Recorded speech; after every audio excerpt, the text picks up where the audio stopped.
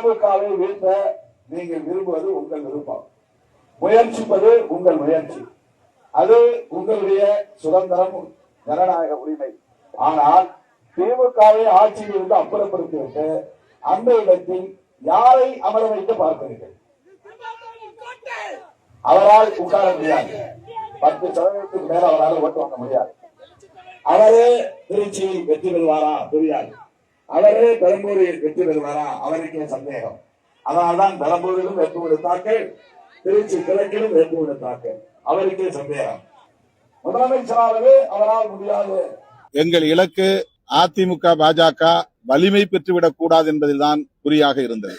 ஆகவே தாவேகாவுக்கு எதிரான பரப்புரைகளை நாங்கள் தீவிரப்படுத்தவில்லை. தாவேகாவை எங்கள் எதிர்ப்பின் இலக்காக நாங்கள் முன்னிறுத்தவில்லை.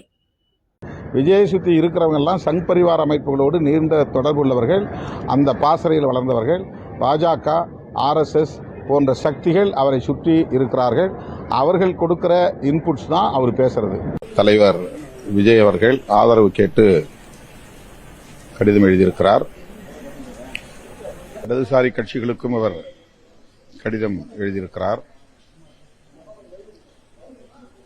இது தொடர்பாக கட்சியின் முன்னணி பொறுப்பாளர்களோடு கலந்தாய்வு செய்த பின்னர் தான் முடிவெடுக்க முடியும். நாளை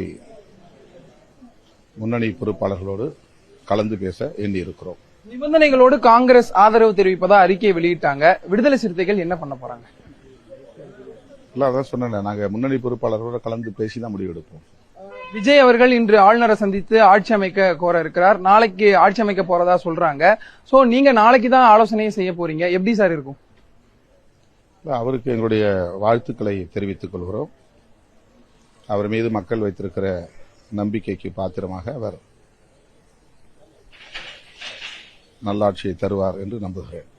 திமுக கூட்டணியில வலிமையான கட்சியா விடுதலை சிறுத்தைகள் இருந்தது. கிட்டத்தட்ட பல வருடங்களா தொடர்ந்து சட்டமன்ற தேர்தல், நாடாளுமன்ற தேர்தல் போட்டிட்டு வந்தீங்க.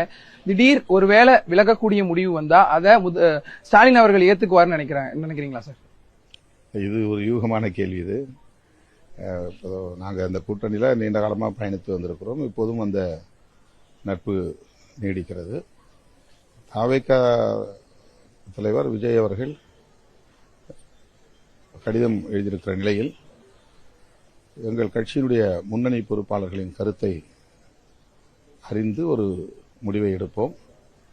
ஆகவே காங்கிரஸ் என்ன நிலைப்பாடு எடுத்திருக்கிறது அல்லது மற்ற கட்சிகள் என்ன நிலைப்பாடு எடுத்திருக்கிறார்கள் என்பதையெல்லாம் தாண்டி எங்கள் கட்சியின் முன்னணி தோழர்களுடைய கருத்தை அறிந்த பிறகுதான் நாங்கள் முடிவெடுக்கிறோம்.